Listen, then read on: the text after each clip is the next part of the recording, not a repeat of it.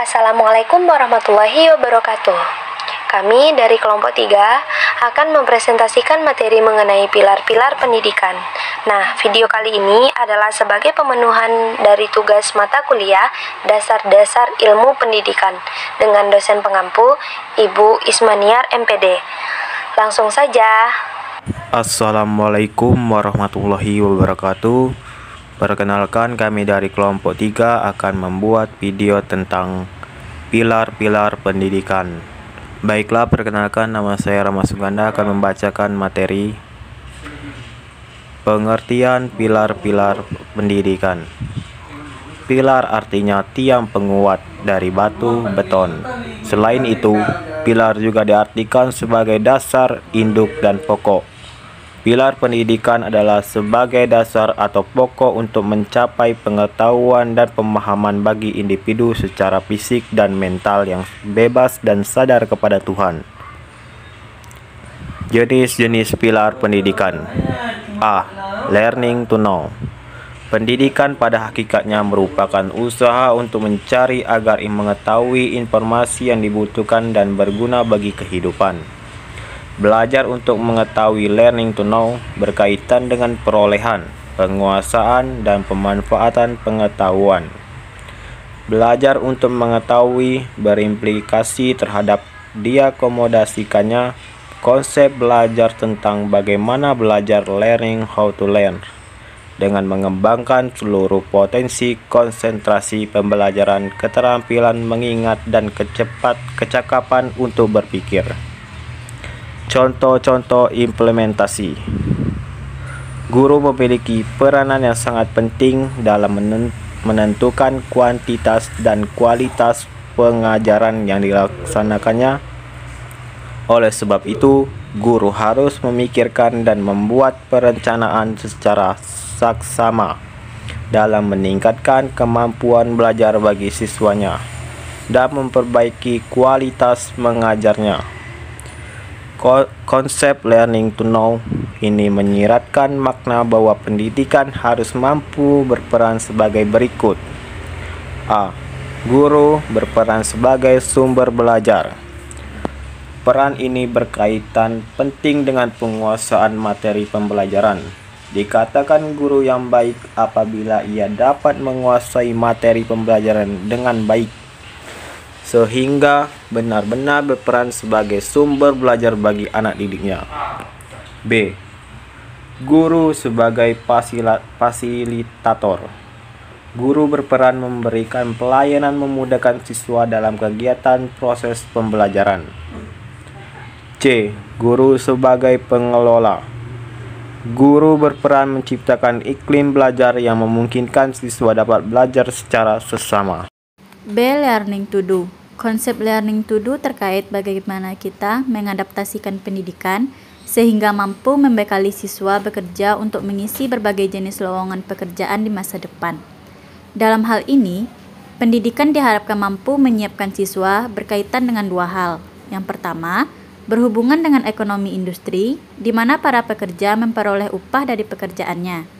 Yang kedua, suatu usaha yang kita kenal sebagai wirausaha, para lulusan sekolah menyiapkan jenis pekerjaannya sendiri dan menggaji dirinya sendiri. Belajar untuk bekerja, learning to do, adalah belajar atau berlatih menguasai keterampilan dan kompetensi kerja. Dalam mengimplementasikan learning to do adalah dengan memaksimalkan kemampuan dan keterampilan yang dimiliki setiap anak, sesuai dengan minat bakatnya, agar dapat direalisasikan dalam kehidupan. Setiap anak, termasuk anak berkebutuhan khusus, pasti memiliki bakat atau kemampuan potensial dalam diri mereka masing-masing, yang jika diasah akan menghasilkan sebuah karya luar biasa dan mungkin dapat membantu mereka di masa yang akan datang. Guru harus secara aktif mengajak anak dalam mengembangkan bakat-bakat mereka agar mereka lebih terlihat dan lebih bersemangat. C. Learning to be. Belajar untuk menjadi manusia yang utuh atau learning to be mengharuskan tujuan belajar dirancang dan diimplementasikan sedemikian rupa sehingga pembelajar menjadi manusia yang utuh. Manusia yang utuh adalah manusia yang seluruh aspek kepribadiannya berkembang secara optimal dan seimbang, baik aspek ketakwaan terhadap Tuhan, intelektual, emosi, sosial, fisik, maupun moral. Dalam mengimplementasikan learning to be ini, guru juga memegang andil yang sangat penting sebagai penunjuk arah bagi setiap peserta didiknya, termasuk siswa berkebutuhan khusus. Guru harus membantu siswa dalam memaksimalkan bakat-bakat yang ada pada dirinya, agar dapat diwujudkan dan membantu mereka untuk menjadi sesuatu yang lebih baik dan lebih berarti dalam kehidupan. Guru juga perlu melatih setiap siswa untuk memiliki rasa percaya diri yang tinggi. Anak didik harus paham dengan kemampuan diri dan kebutuhan diri dari mereka sendiri. Anak-anak diajarkan mengembangkan diri dengan tetap memperhatikan aturan dan norma yang berlaku. D. Learning to live together. Belajar untuk hidup bersama atau learning to live together mengisyaratkan keniscayaan interaksi berbagai kelompok dan golongan dalam kehidupan global yang dirasakan semakin menyempit akibat kemajuan teknologi komunikasi dan informasi. Anak-anak harus banyak belajar dari hidup bersama secara damai, apalagi di dalam Indonesia yang multikultur dan multiteknik, sehingga mereka biasa bersosialisasi sejak awal atau being sociable.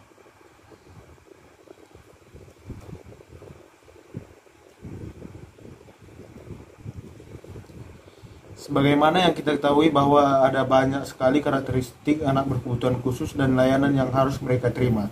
Meski begitu, pendidikan tetap memiliki tanggung jawab yang sama untuk menyiapkan anak berkebutuhan khusus untuk terjun langsung ke lingkungan masyarakat. Jadi, setiap anak berkebutuhan khusus juga perlu diajarkan dan dilatih serta dibimbing untuk dapat menciptakan hubungan yang baik dengan masyarakat, minimal dengan tetangga sekitar rumah mereka.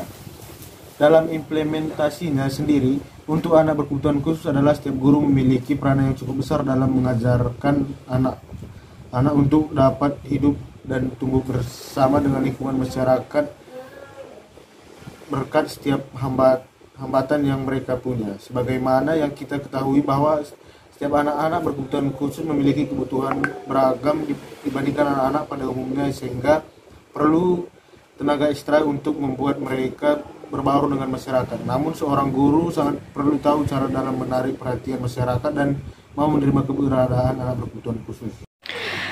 Yang terakhir yaitu learning to believe in God, atau dengan kata lain belajar untuk beriman kepada Tuhan Yang Maha Esa. Hal ini berdasarkan dengan teologi bahwa faktanya Tuhan Yang Maha Esa menciptakan manusia lengkap dengan berbagai potensi yang diberikan kepadanya, termasuk potensi kemauan dan kehendak diri sendiri, kemampuan memilih dan berupaya untuk mandiri. Nah, dengan kedua potensi itu, manusia diberi ruang sepenuhnya guna memutuskan dan bersikap, termasuk di dalam memilih untuk beriman atau tidak. Nah, sekian materi dari kami kelompok 3. Mohon maaf apabila di dalam penyampaian terdapat kekurangan, dan terima kasih. Semoga apa yang kami sampaikan bisa menjadi ilmu yang bermanfaat untuk kita semua. Assalamualaikum warahmatullahi wabarakatuh.